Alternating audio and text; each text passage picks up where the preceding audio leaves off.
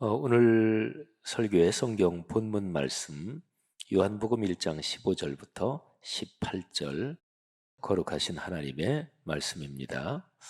요한이 그에 대하여 증언하여 외쳐 이르되 내가 전에 말하기를 뒤에 오시는 이가 나보다 앞선 것은 나보다 먼저 계심이라 한 것이 이 사람을 가리킴이라 하니라.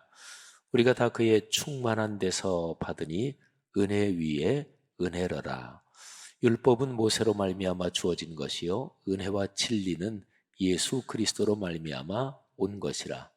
본래 하나님을 본 사람이 없을 때 아버지 품속에 있는 독생하신 하나님이 나타내셨느니라. 아멘.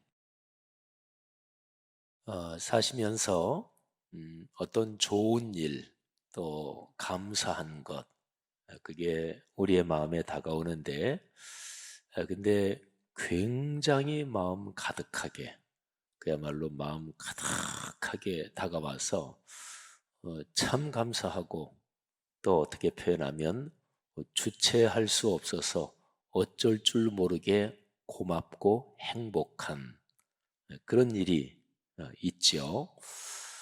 뭐 어떤 선물을 받았는데, 뭐 선물은 다 좋죠. 그런데 이 상황이 뭐 보통 선물이 아니고 뭐 값이 비싸거나 뭐 그래서가 아니고 그 선물에 담긴 어떤 마음, 그 정성 또는 전해지는 그 사랑 이런 것 때문에 참 감사하고 그래서 마음, 가슴 한가득이 밀려오는 그 충만함 그것 때문에 깊이 감사하고 고마워하는 이제 그런 경험들 있으시잖아요. 지금 계절이 이제 늦가을, 뭐 거의 초겨울 뭐 이렇게 되는데 뭐 계절 때문에 그런 걸 느낄 때도 있지요.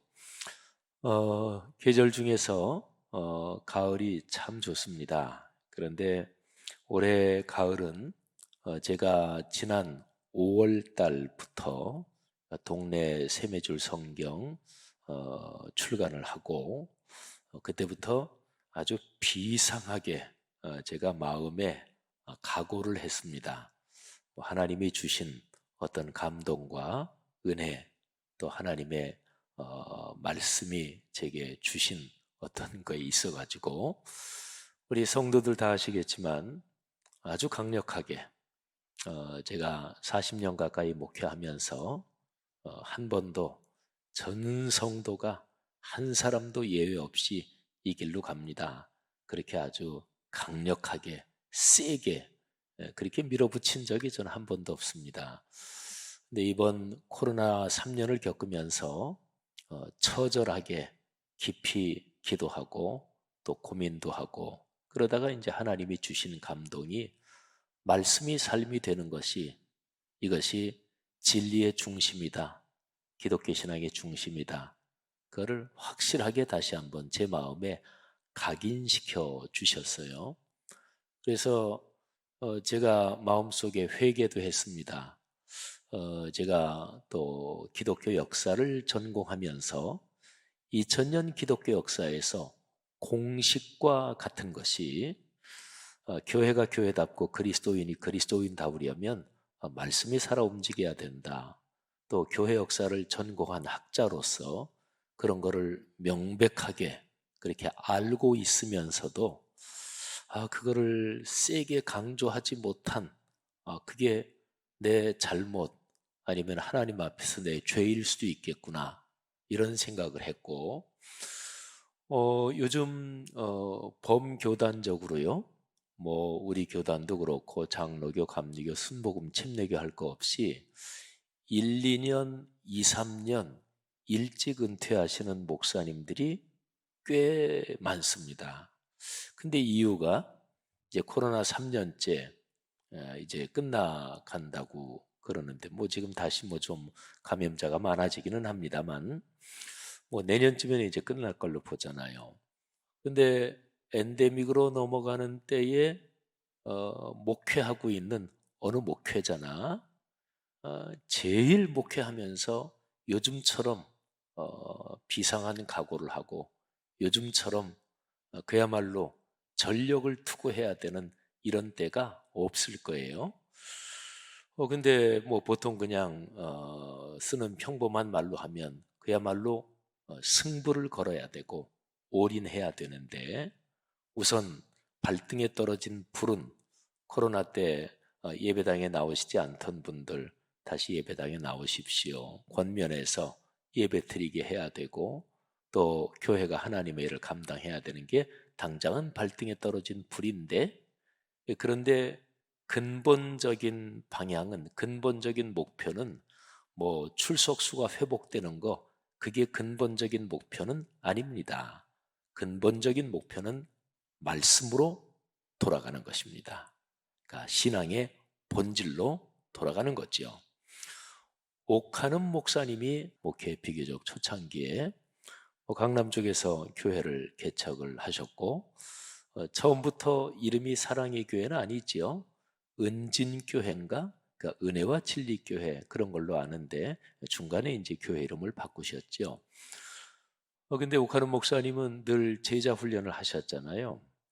근데 같이 개척한 다른 교회들은 막 수가 막 늘어나고 막 빨리 성장이 되는데, 그 교회는 빨리 성장이 안 되니까, 그러니까 옥하는 목사님은 한 사람 한 사람 제자로 만들고 이런 데 집중을 하시니까 뭐 전도에서 수 늘리고 이런 데는 사실은 그렇게 관심이 없었고, 우리가 그리스도의 제자가 돼야 된다.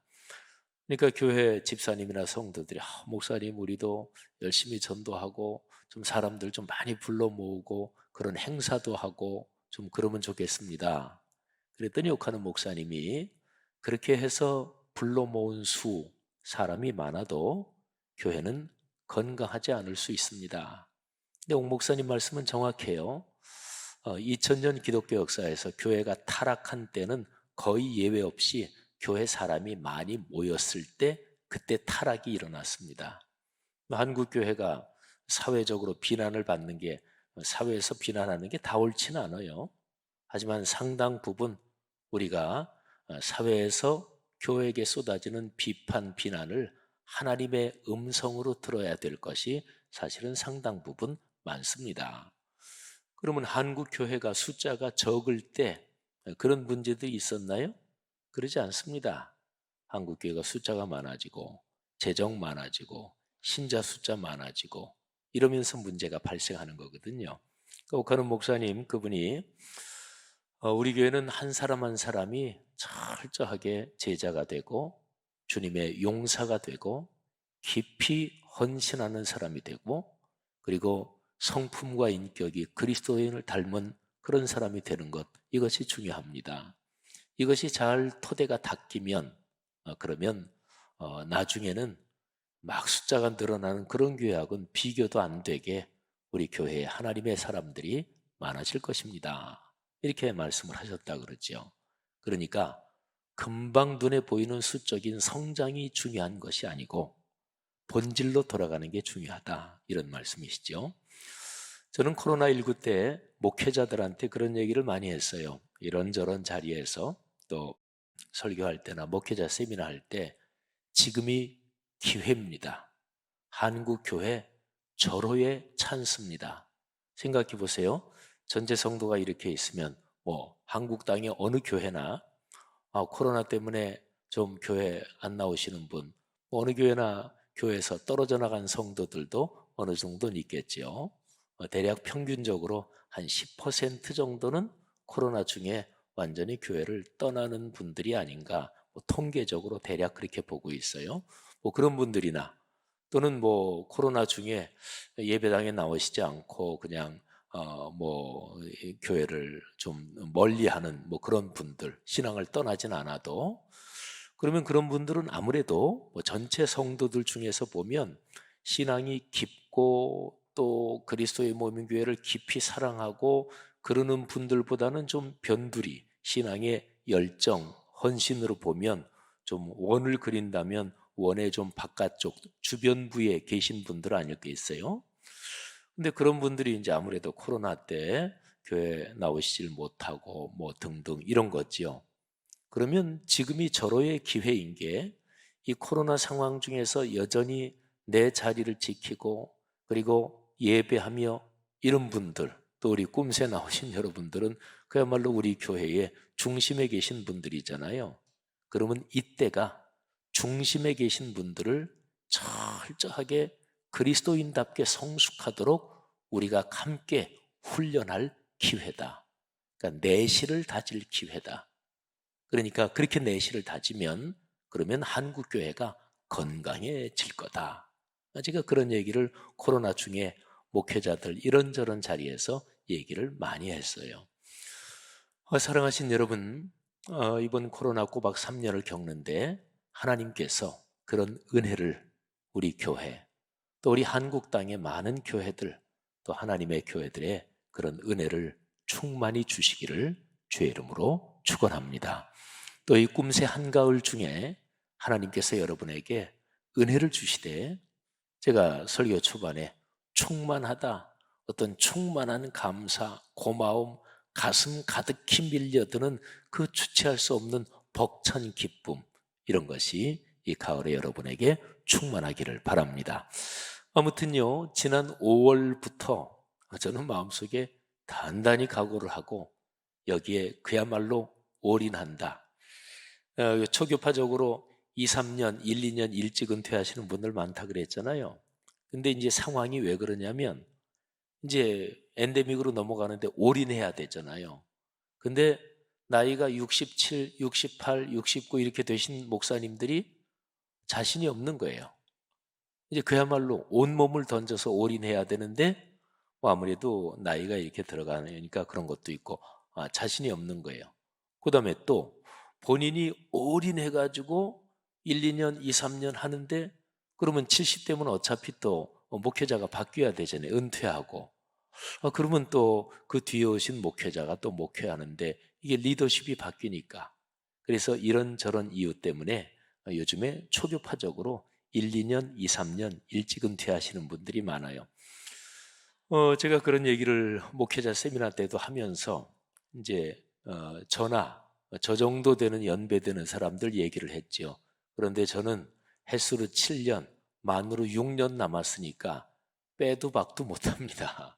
어차피 온몸을 던져서 올인해야 됩니다. 그런 얘기를 제가 했어요. 그러니까 지난 5월부터 제 마음속에 그런 강한 각오가 있어서 이거는 2000년 교회 역사의 영적인 공식이다. 이거는 누구도 그거 아닌 것 같은데요? 그렇게 얘기할 사람이 없다. 이게 맞다. 또 엔데믹으로 넘어가는 시기에 하나님께서 한국 교회에 주신 이게 길이다. 말씀 묵상이 길입니다. 제가 어제 저녁 때 분당에 있는 할렐루야 교회 42주년 창립 42주년 기념 저녁 특별 집회에 가서 제가 설교하고 왔는데 어제 설교한 제목이 말씀 묵상이 길입니다. 어디 가나 거의 말씀 묵상에 대해서 제가 요즘 설교를 해요. 그래서 여기에 올인한다. 우리 교회 누구도 예배가 없다. 우리 교회 이제 앞으로 새가족 나오시면 우리 교회 새로 오시는 분들한테 새가족 교육하면서 바로 말씀 동네 세미줄 성경 드리고, 그리고 동네 세미줄 성경은 복잡하게 묵상하는 거 아니니까 우리 교회 보시니 참 좋았더라. 비움, 채움, 나눔 이 말씀 묵상법 있잖아요. 계속 또 우리가 훈련을 하기도 했잖아요. 근데 그것도 우선은 안 할 겁니다. 그러니까 오른쪽에 안 쓰셔도 괜찮아요. 왼쪽에 성경 나오는 거 거기에 밑줄 치고 동그라미 치고 그냥 그것만 하고 오른쪽엔 아무것도 안 쓰셔도 괜찮아요. 중요한 거는 묵상 소그룹에 참여하는 거. 그거를 새 가족들에게 바로 얘기를 할 거예요. 그래서 이 교회는 이 동네 세미줄 성경 이름이 참 재미있는 이거 안 하면 이 교회는 신앙생활 못 하나 보다. 아예 새 가족이 우리 교회 나올 때부터 그런 생각을 갖게. 하여튼 이 길로 우리는 걸어간다.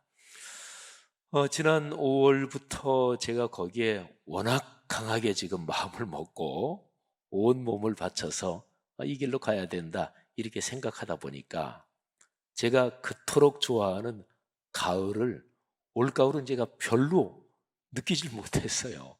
그렇게 좋아하는 가을을. 그런데 제가 지난 토요일에 가을을 굉장히 충만하게 아까 설명드린 것처럼 가슴 가득하게 밀려오는, 막 가슴에 가득하게 막 차오르는, 어쩔 줄 모르고 제가 가을을 느꼈어요. 제가 설명을 드릴 테니까, 묘사를 할 테니까 한번 충분히 상상을 해 보십시오. 토요일 저녁에 제가 한 6시, 한 5시 한 반쯤 나가서 한 90분 정도를 걸었습니다. 전체 걸은 길이는 한 10km를 걸었어요. 10km를 90분에 걸었으니까 무지무지하게 빠른 속도로 걸은 거죠. 시속 한 6.5km 정도로 여의 땅 하고서 그냥 걸었습니다. 제가 사는 집 바로 뒤에 보면 거기에 송정 벚꽃길이 있습니다. 성동 벚꽃길인가 송정 벚꽃길인가, 교회 근처 사시는 분들은 다 아시죠. 요즘은 서울시 내 전체의 명물이 돼서 뭐 벚꽃 필 때는 서울시 전역에서 많이 옵니다. 근데 그 길이 이쪽 끝으로 갔다가, 제가 사는 아파트가 담임 목사 사택이 그 송정 벚꽃길이 쭉 있는데 그 뭐 가운데 정도 있어요. 그래서 이쪽 끝으로 갔다가 와서 또 저쪽 끝으로 갔다가 이렇게 왕복을 한 번 하면 그게 5.5km예요.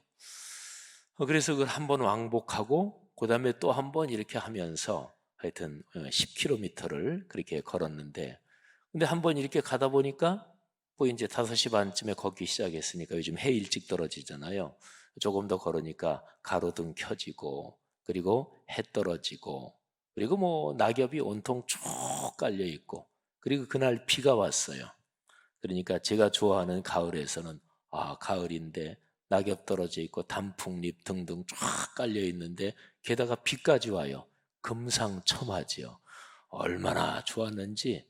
그래서 걷는데, 그런데 이렇게 걷다 보니까 어떤 나무 밑에 거미줄을 이렇게 쳐가지고 거기에 떨어지는 나뭇잎, 그러니까 낙엽이 진 그런 나뭇잎이 몇 개가 걸려 있는 거예요. 근데 이제 시계를 딱 눌러놓고 10km를 하여튼 90분에 걷는다고 쫙 걸으니까 잠깐 보고서 뭐 보통 때 같으면 멈춰서 사진도 찍고 그랬을 텐데 그냥 잠깐 봤어요. 그리고서 10km 다 끝나고 나서 저거 사진도 찍고 그래야 되겠다. 근데 비가 또 내리고 하는데 거미줄이, 빗물이 거미줄에도 조금 이렇게 맺혀가지고, 그리고 이제 바람도 부니까 거기에 걸려있는 나뭇잎 몇 개가 흔들리기도 하면서 아이고 너무 아름다운 거예요. 그래서 쭉 왕복해서 걸으면서 제 마음속에는 가을이구나.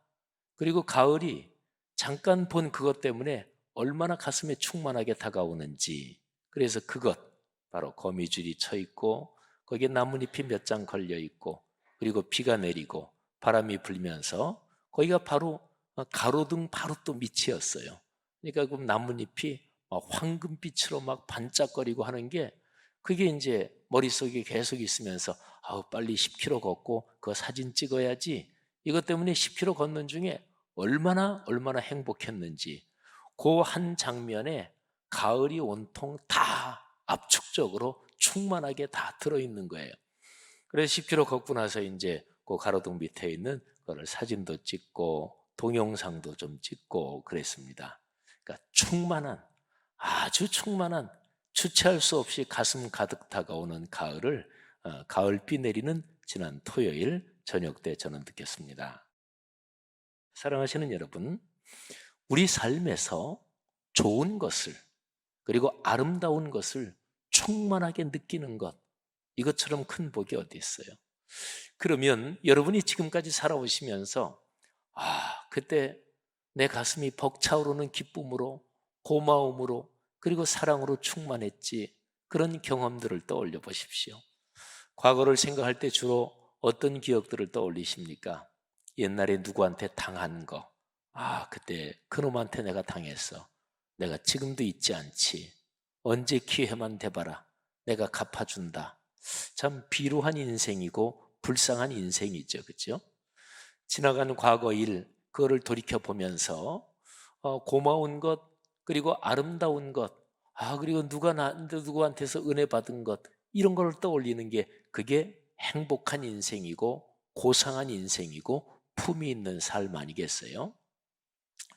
누구한테 당한 일 또는 원수는 물의 색이라 그랬고, 그리고 누구한테 받은 은혜, 그거는 돌의 색이라. 뭐 그런 격언들, 그거는 어느 문화권이나 그런 비슷한 격언들은 많이 있습니다.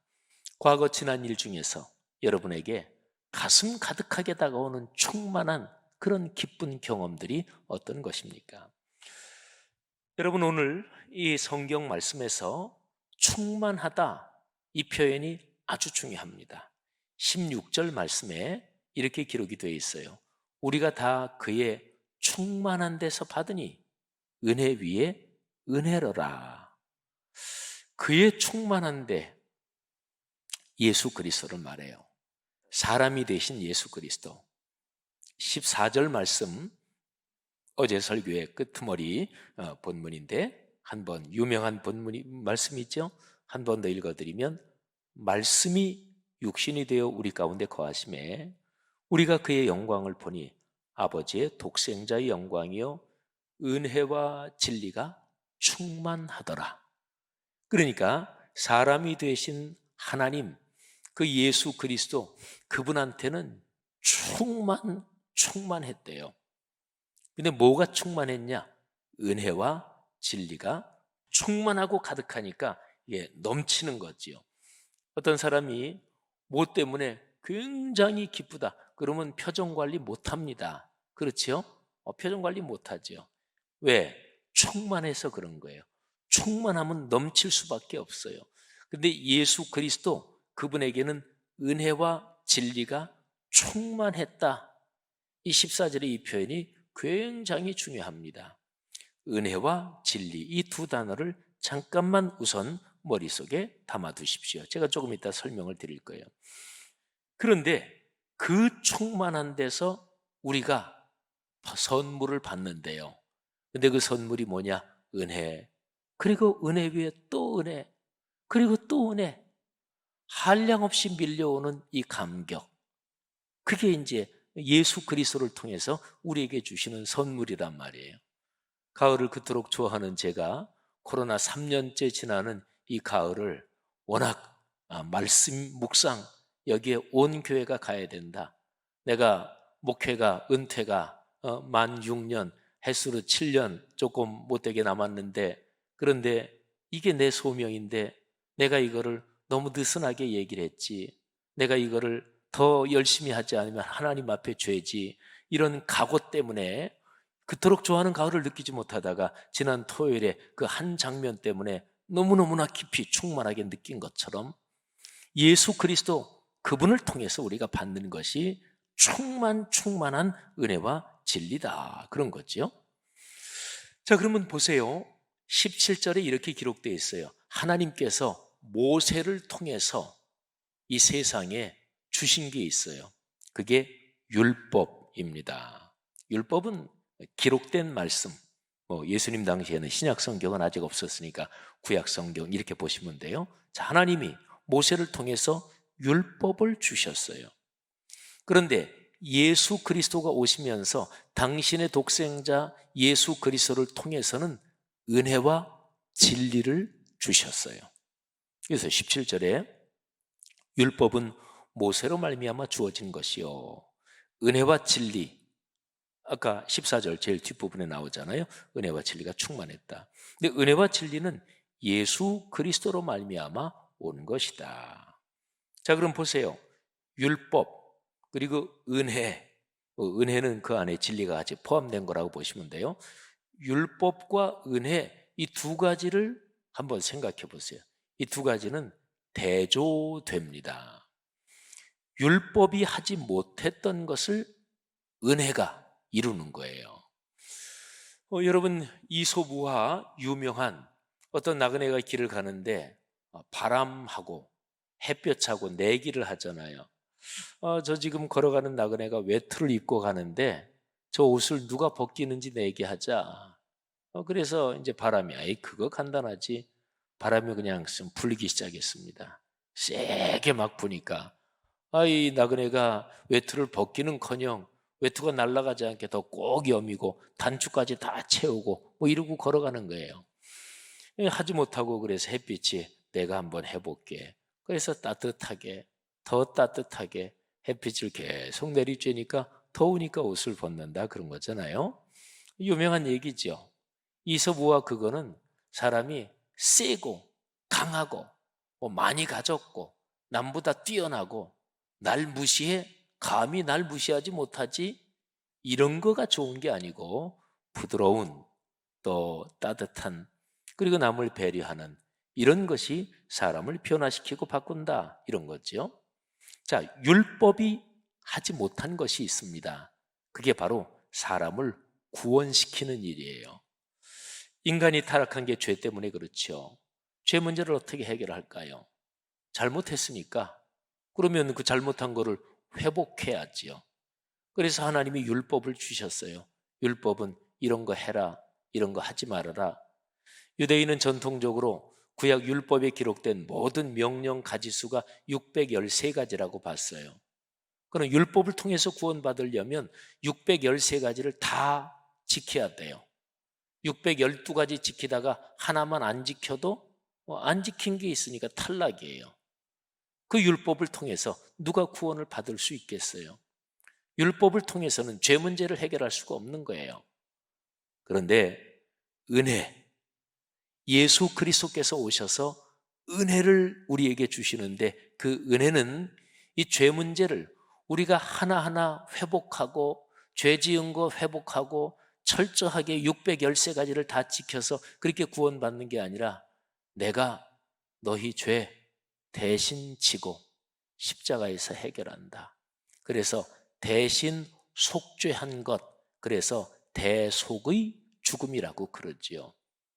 그러니까 우리는 한 거 없는데 하나님께서 선물을 주신 거예요. 그걸 가리켜서 은혜라고 그래요. 바로 율법이 할 수 없는 것, 그거를 예수 그리스도께서 오셔서 은혜로 우리를 구원해 주신 거예요. 여러분, 구원에 대한 가장 정확한 표현은 은혜를 인하여 믿음으로 말미암아 구원을 받는 것입니다. 자, 은혜를 인하여, 인자가 원인할 때 인자잖아요. 그러니까 토대, 뿌리, 그리고 먼저 작동되는 거, 우선되는 거, 그게 하나님께서 내려주시는 은혜입니다. 그 은혜에 근거해서 그를 토대로 해서 먼저 작동하는 그 은혜, 그 덕분에 그거를 은혜를 받고서 제가 믿습니다. 그래서 은혜를 인하여 믿음으로 말미암아 너희가 구원을 받았다. 에베소서 2장 8절. 너희가 그 은혜에 의하여 믿음으로 말미암아 구원을 받았으니 이것은 너희에게서 난 것이 아니요 하나님의 선물이라. 구원에 대한 가장 정확한 설명이 에베소서 2장 8절에 있어요. 여러분, 그렇게 구원을 얻는 게 맞아요. 내 공로로 내가 잘나서 구원받는다. 그거는 틀려요. 그거는 잘못된 거예요. 구원받는 것도 그렇지만 구원받고 나서 그리스도인으로 인생길을 걸어가는 게 내가 잘나서 이만큼 신앙생활하지, 내가 이만큼 능력이 있어서 교회에서 장로도 되고 권사도 되고 집사도 되고 또 내가 이 정도 헌신했으니까 내가 목사도 됐지, 내가 이만큼 한 거지, 내 업적이지, 그거는 틀려요. 맞지 않아요. 하나님의 선물입니다. 하나님의 은혜입니다. 이게 맞아요. 그러니까 하나님이 주신 은혜의 선물 때문에 구원받고 은혜의 선물 덕분에 오로지 은혜 때문에 내가 그리스도인답게 인생 여정을 걸어갈 수 있다. 이게 진리입니다. 반대쪽은 비진리예요. 진리가 아니에요. 자, 그럼 보세요. 은혜와 진리는 예수 그리스도로 말미암아 온 것이라. 이거를 그렇게 이제 묵상할 수 있는 거지요. 사랑하시는 여러분, 예수 그리스도를 통해서 그런 은혜와 진리가 여러분과 저 우리에게 충만히 임하셨습니다. 가장 큰 은혜는 무엇일까요? 제가 올가을에 느꼈던 가을의 충만함 얘기했는데, 사람이 인생길 걸으면서 그리스도인이 특별히 받는 가장 큰 은혜는 무엇일까요? 진리를 알고 그 길로 삶의 여정을 걷는 거예요. 근데 그게 바로 하나님의 은혜입니다. 성도 여러분들이요, 이런 은혜가 충만하시기를 주의 이름으로 축원합니다. 자, 한 가지만 더 말씀드릴까요? 여러분, 살아가시면서 앞으로 사는 동안 꼭 한번 봤으면 좋겠는 거, 그게 무엇입니까? 뭐 어떤 사람은 오로라, 저기 아이슬란드 가서, 아니면 저 캐나다 그쪽에 어디 저 북쪽으로 가면 오로라를 굉장히 잘 볼 수 있는 곳이 있대요. 내 평생 죽기 전에 오로라 한번 보고 싶다, 또는 죽기 전에 뭘 한번 해보고 싶다.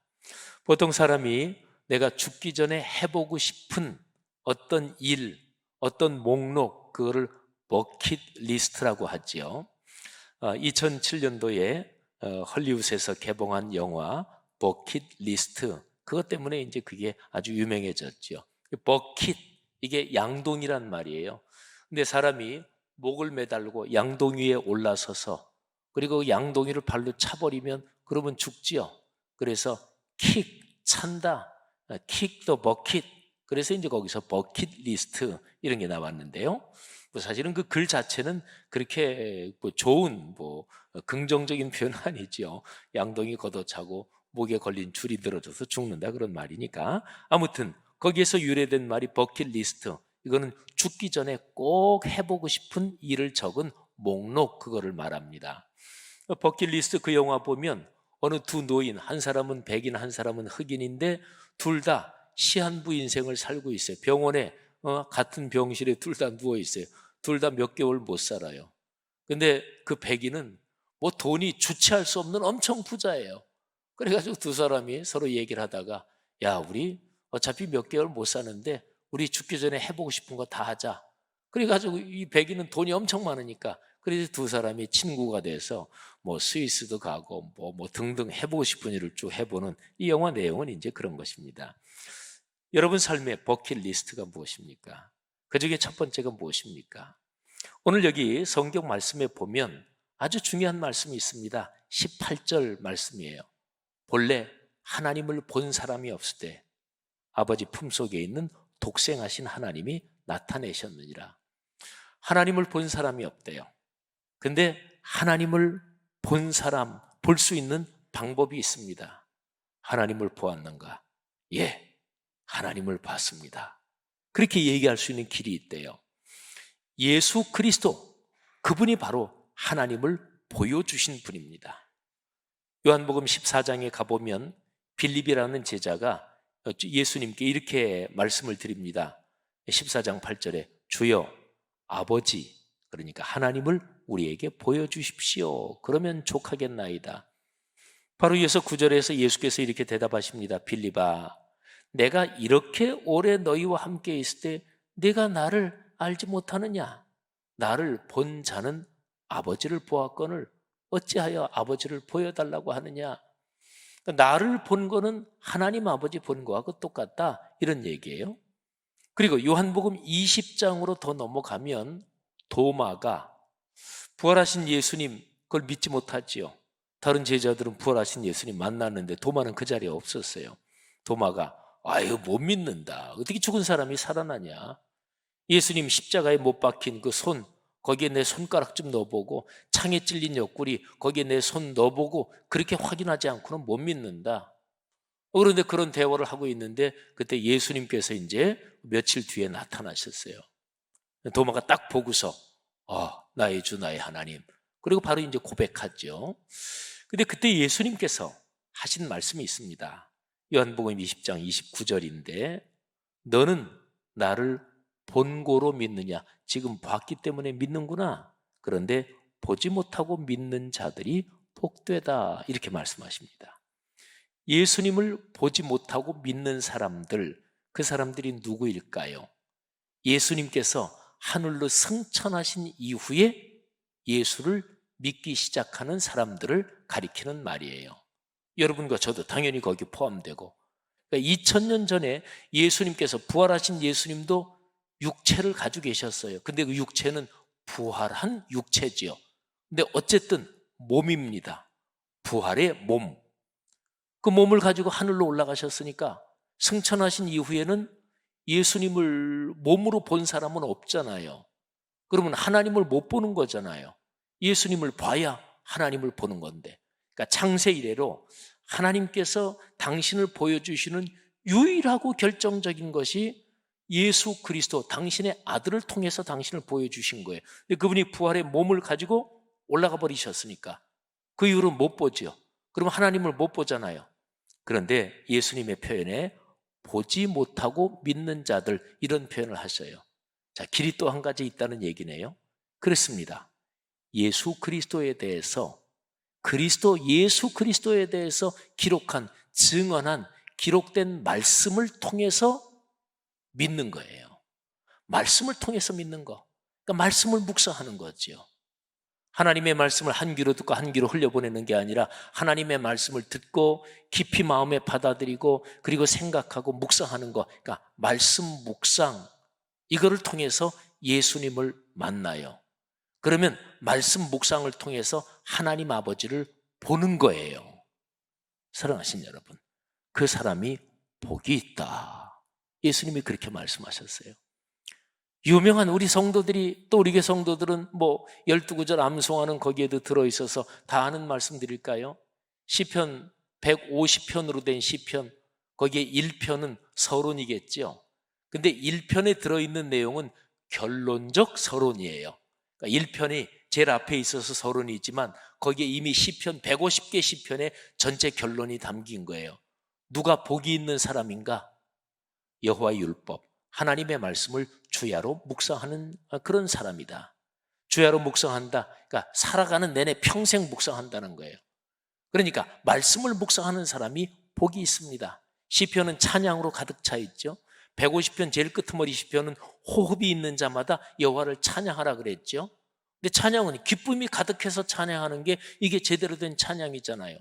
근데 어떻게 해야 기쁨이 가득해지는 것일까요? 하나님의 말씀을 묵상하면서 하나님을 만나고 하나님의 은혜를 받고 그러면 이제 기쁨이 가득 차오르는 거예요. 거기서 찬양이 나오는 거예요. 사랑하신 여러분, 시편, 구약시대 이스라엘 백성이 이게 무지무지하게 중요했고, 그리고 신약시대에 구약에서 제일 많이 인용된 책이 두 권이에요. 이사야, 시편. 근데 그 시편의 결론적 서론, 시편의 핵심이 그거예요. 말씀 묵상을 하며 인생길을 걷는 게, 그게 바로 복이다. 그러니까 말씀 묵상은 70대, 80대, 90대, 예를 들어 세상 떠나시는 분이 장수해서 100세 사신다. 100세 되신 분도 말씀 묵상을 해야 돼요. 그리고 초등학교 들어가기 전 유치원 아이들도 말씀 묵상해야 돼요. 우리 교회 지금 주보에 나오잖아요. 엄마가 읽어주고, 그래서 6살짜리 아이가 엄마에게 듣고, 그리고 묵상지 오른쪽에 그림 그리잖아요. 그게 말씀 묵상이에요. 80대, 90대 되신 분들 글쓰기 힘드시면 안 쓰셔도 괜찮아요.